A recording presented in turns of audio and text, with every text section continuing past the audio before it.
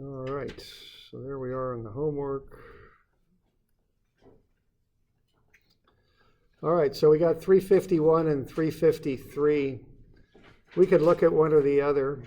Or are there any questions on this stuff, I guess, to start? Anything coming up with this?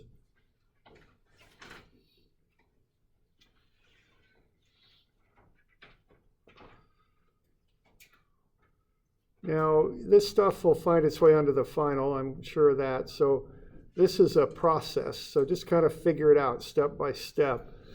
I kind of think of it as I look at the formula, and then when I've got that formula, I know I need M, I need C, and I need I. So M is the moment off the moment diagram. C is the distance from the neutral axis to the extreme edge of the beam. And I is the moment of inertia for the beam. So you find those three things, you just plug them in. I mean, that's how I think about this. All right, and to get the maximum moment here, I'm going to draw a moment diagram. So I don't want to bust that. So what I did there, I did sum of MA, sum of MC, and then a check with a sum of FY. I'm just kind of being sure I'm not going to mess up my reactions, because when I do that, it just blows up your whole moment diagram. So you just want to take some care and be sure you're getting the proper reactions on these. If you don't do that, it just creates problems, obviously. Okay. So I'm getting 22,000 and 6,000, and then just as a check, I go sum of FY. Okay.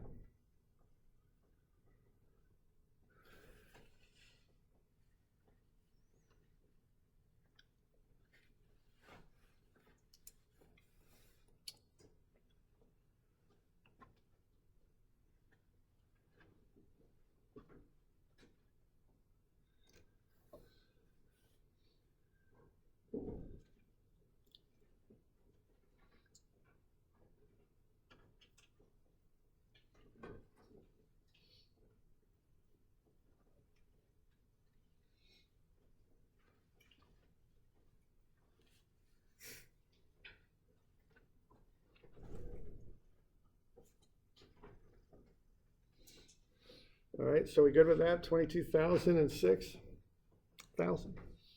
Okay. So you get those reactions, and you want to draw a shear moment diagram, and from that derive a moment diagram. So that's the next steps on this. You're going to get a shear diagram with blocks on it, and then you find the areas of the blocks, and then based on that you find the moment diagram. Okay.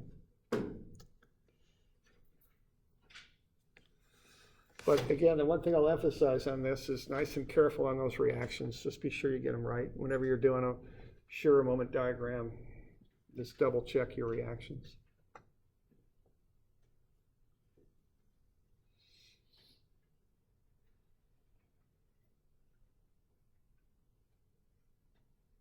Okay. We're doing all right.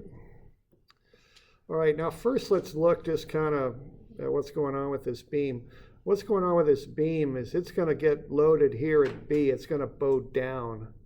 Then that support at C is going to hold it up. And then this 8,000 is going to bow it back down, okay? So you're going to get kind of a differing moment there. When it bows down, the tension will be on the bottom, the compression on the top. Excuse me, let me better use better terminology here. When it's concave up, the tension will be on the bottom, compression on the top. But when it's concave down, the tension on the top, the compression on the bottom. Okay, so just watch that on this one. And then I went ahead and did my shear diagram there, get the areas of the blocks, and those are the change in moment. So I get that moment diagram. Now I've got two places that I have to investigate for maximum moment. And they're obvious, they're those two peaks. And I'm gonna have to look at both of those because they switch which side of the beam the tension and compression are on. Okay, so I have to flip those, so to speak. I got to be careful. I got to watch both of those.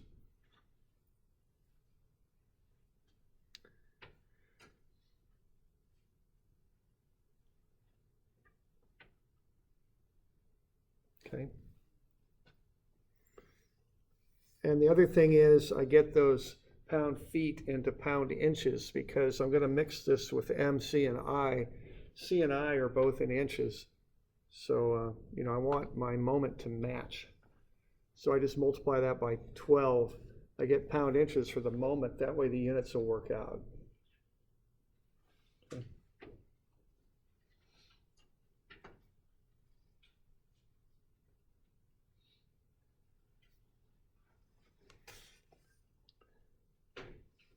So we good with that?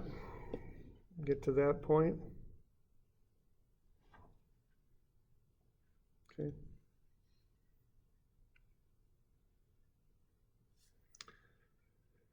All right, so that gets us M. Now the next thing we got to do is find the centroid, and that'll get us C.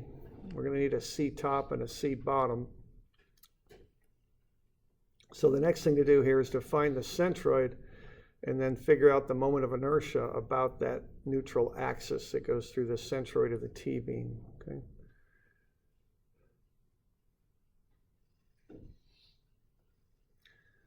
So I go ahead and do that. So first I get the centroid, I get the area of the top flange and then the stem or web or whatever you want to call it there. 18 and 12 inches. Then I measure up from the bottom and I get 3 and 7 for the distances from the bottom of that T-beam to the centroid of the pieces. Then I multiply everything out and I get 126 and 36 there. Add them up, I get 162, divide by the area of 30, and I get 5.4.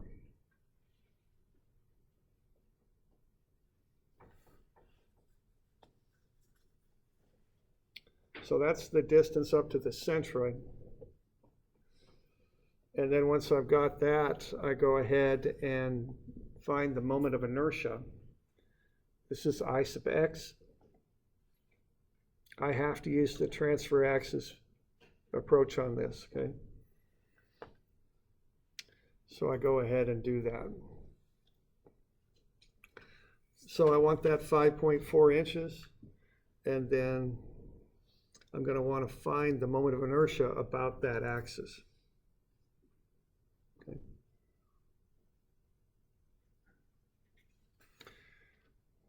So for BH cubed over 12, I get 6 for the top flange and 36 for the web or stem, whatever you want to call it there. The areas I've already got, 18 and 12. Then what I'm finding are the distances from the neutral axis to the centroids of each one of those shapes. Okay.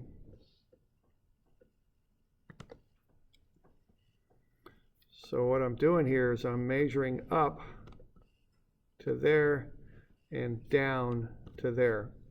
So 7, and the difference between 7 and 5.4 is 1.6. That's how far I go up.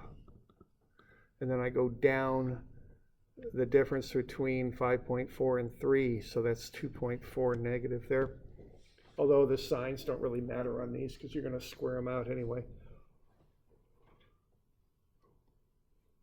And then I do AD squared.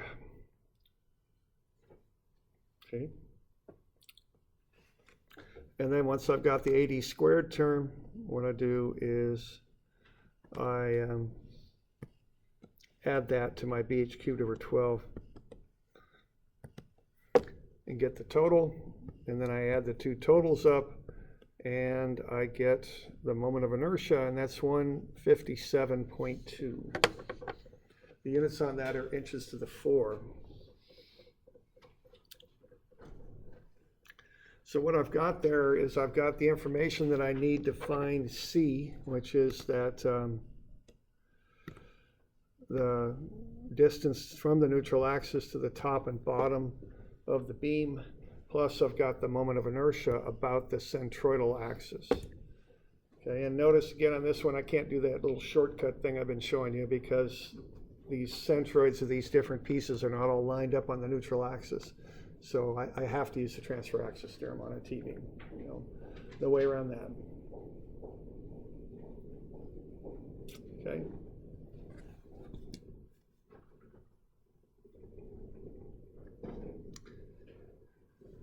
So any questions on that bit?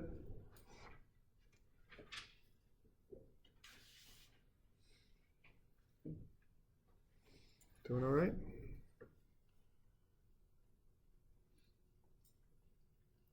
And then once you got all that stuff, you just got to put it together is all you need to do. So it's just this, the formula is sigma equals mc over I. Now this one's going to get a little tricky in that you've got to look at all the different possibilities here. Okay, now for starters, let's look here at the C's, okay?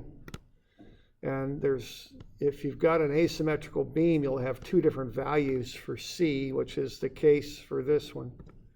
So I've got C this way, and that's 2.6, and then C down is 5.4, okay? So that's C top, and then C for the bottom, okay? So those are the distances from the neutral axis to the top of the beam and the bottom of the beam. Okay? So we'll remember that. So what we're going to do here is we're going to look at sigma is mc over I. So what we're going to look at on this is how that beam is bending, because the beam is doing this, okay? So we've got a support there and a support there, like so. And then we've got a load here and a load there. So what we're going to have is tension on the top, compression on the bottom there, compression on the top, and tension on the bottom there. And I believe this is point B right here. So we've got points B and C, but the location of tension and compression flips depending on which point you're at. Okay. So for the tension for B, I have the value of moment there, 216,000. The tension is on the bottom at B, so that gets C bottom, 5.4, and then I divide by I.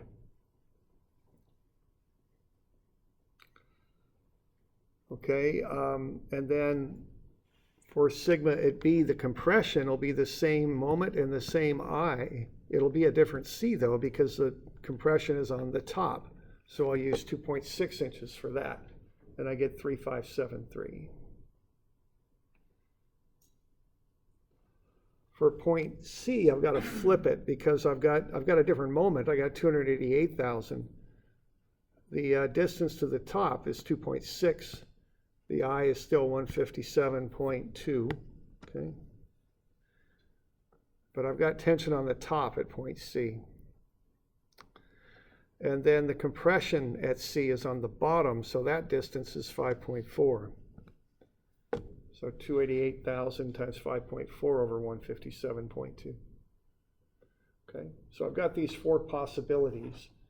So rather than trying to figure out beforehand which one's going to be the biggest, what I do, I just go ahead and look. And there's the biggest tension. There's the biggest compression. Okay.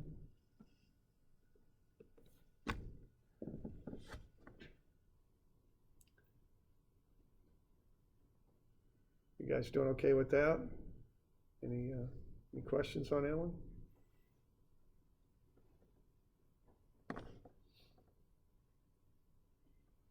Okay. So just kind of get that idea of top and bottom. You got to kind of look at how the beam's bending. On the outside of the curve, that's where the tension is. Inside of the curve is where the compression's at. And just kind of have a look at it. So this one you got both of them on this one just because it's the way it's put together. Okay.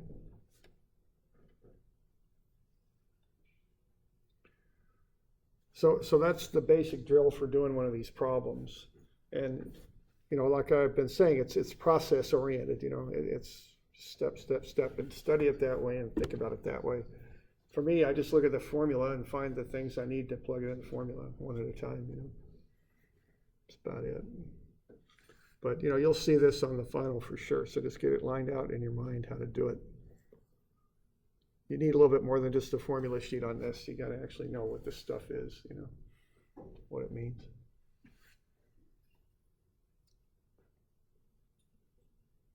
Okay. Now, so we got any questions? We good on this one?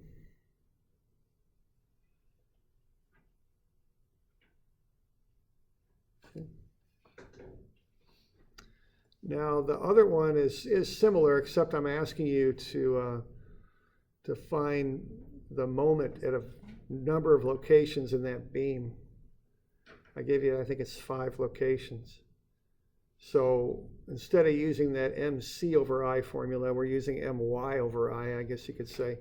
It's the same idea. You just got to use the distance to each one of those points from the neutral axis. So I just did mine kind of in a table when I did it, okay? So it's the same sort of deal. You want to get a moment diagram, find M max.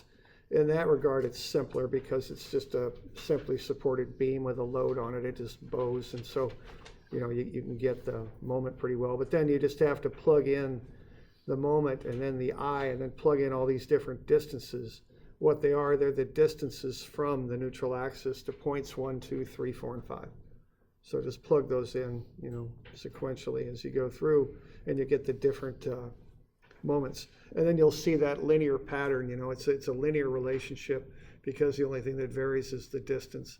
So the further you are from the neutral axis, the bigger the stress is how it works. Because the bending's more extreme as you get further out, so you get more stress.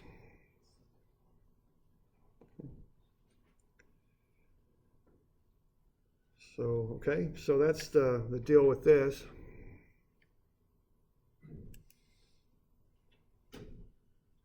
Okay.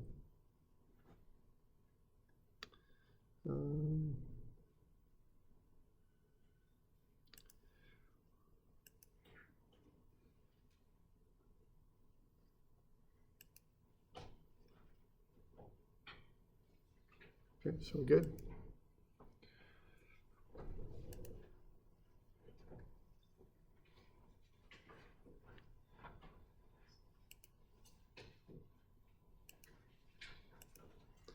Yeah, we got a couple minutes here. Let's look at this deflection just a bit more if we can.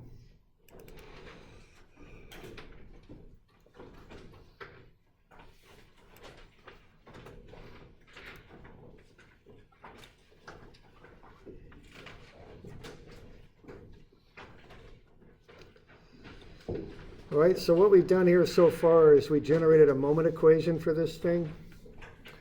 And then once we had that, we integrated it twice, once for slope and once for deflection.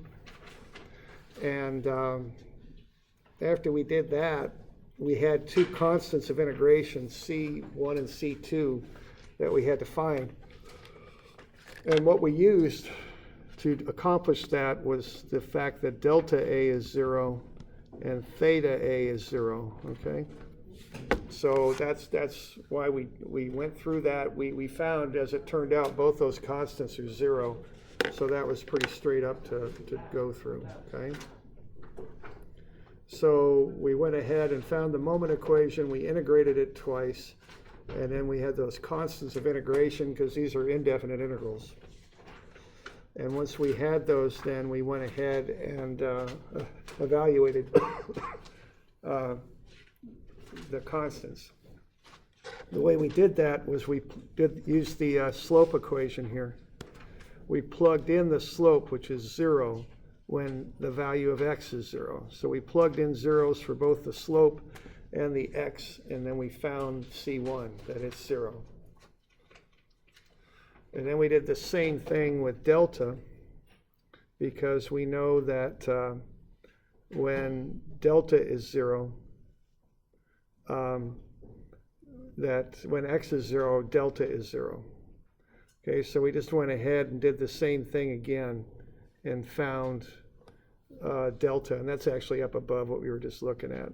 So I'm plugging in 0 for delta, and I'm plugging in 0 for x, because delta is 0 and x is 0. And what I find from that is C2 is 0. Okay? Now, let's see what we got here. We've got this now. Now we're going to work from B to C, because we want to know what's going on with C. And we don't have any nice, easy constants to use there. So we got to generate our own constants of integration.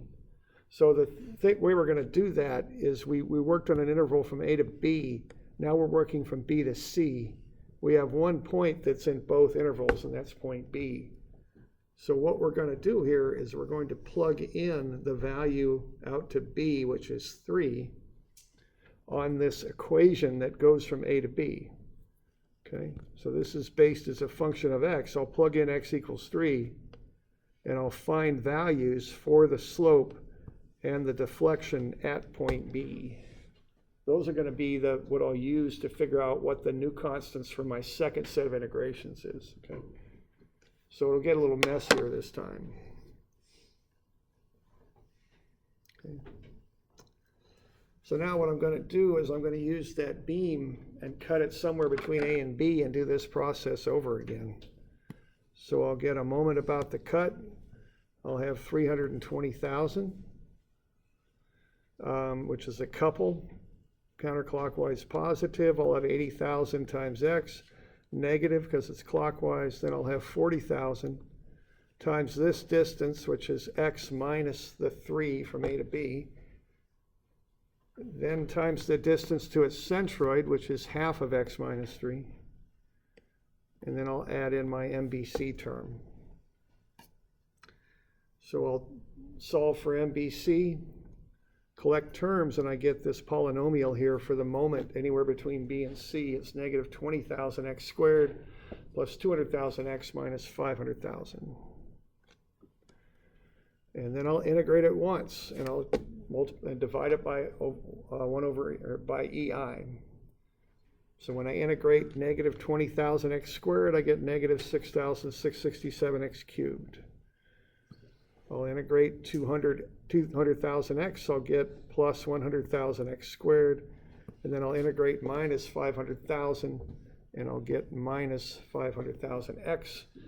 And then unfortunately I pick up a constant C3. Okay. That gets me the slope. And then I'll integrate it a second time. So the negative 6667x cubed integrates out as negative 1667x to the 4.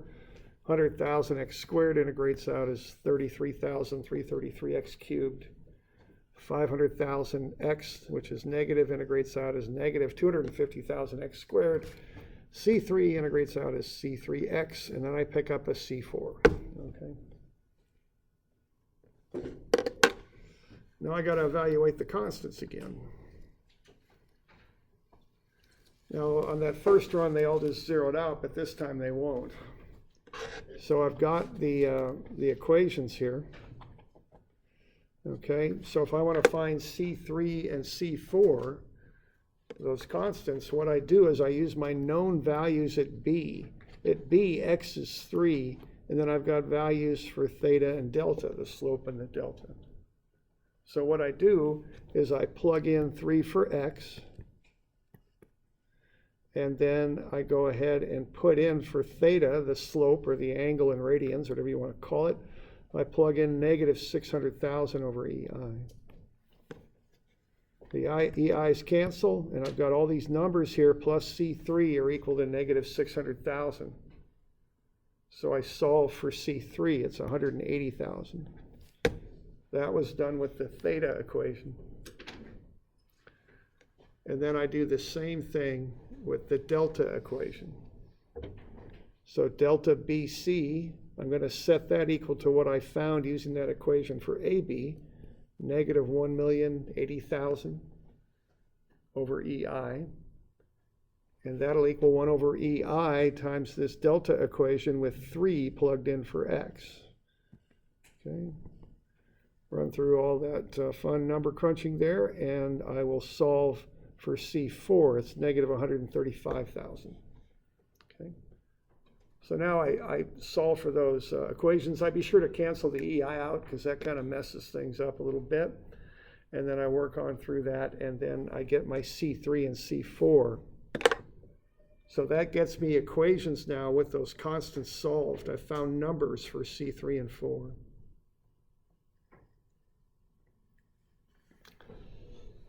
Okay. So now I've got full equations for delta and theta. There's my equation for delta BC. If I want to know what the deflection at C is, which is my goal here, I just plug x equals 5, because that's the x value at point C. I plug in 5 for all those values of x, okay? And then I run the numbers and I get delta. A lot of work for negative 0.1311 meters, I must say. But anyway, there you go. So the final's going to have like 3 questions? They're all All like this with like 3 questions? no, the final, we'll get to it. There's another way to do this that's easier for most methods. This is the basic method. You might see this again, so I'm showing it to you. But there's you can use tables to do this too. We'll get into that.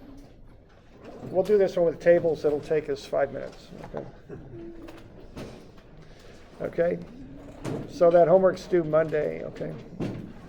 It's just those 2 problems. Just the 2, yeah. The other 2, the other ones